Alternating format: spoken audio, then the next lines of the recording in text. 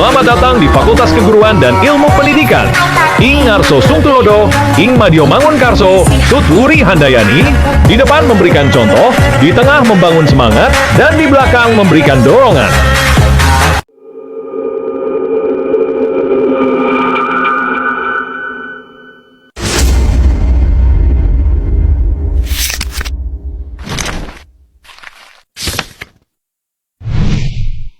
Assalamualaikum warahmatullahi wabarakatuh.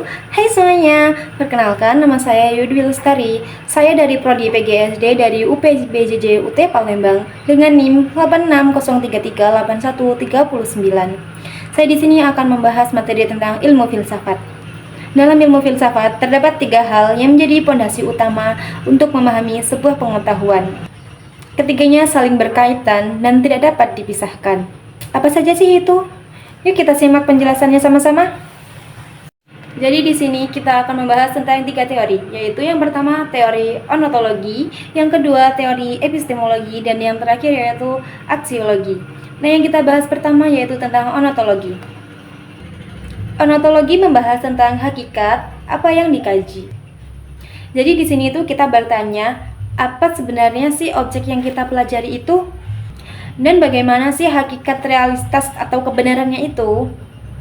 Nah, ontologi itu memiliki fungsi untuk menentukan ruang lingkup ilmu sehingga kita tahu batasan dan karakteristik dari apa yang sedang kita pelajari.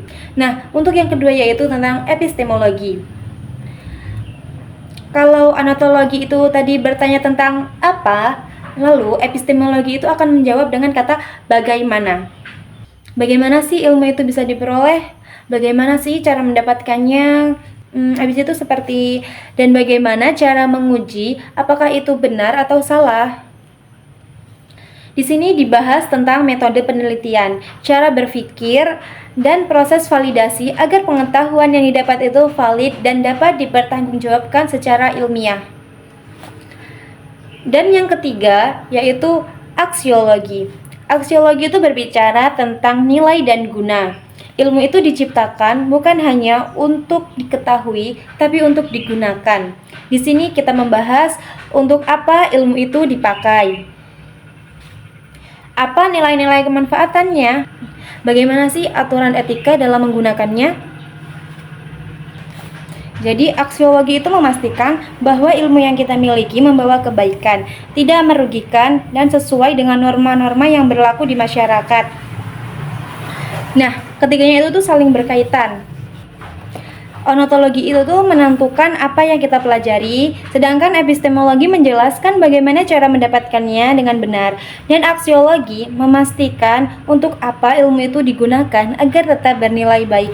Tanpa ontologi, ilmu jadi tidak jelas objeknya. Tanpa epistemologi, ilmu tidak punya metode yang pasti, dan tanpa aksiologi, ilmu bisa jadi bahaya karena tidak ada etikanya. Jadi ketiganya itu salah satu kesatuan yang utuh sebagai dasar berpikir dalam ilmu pengetahuan.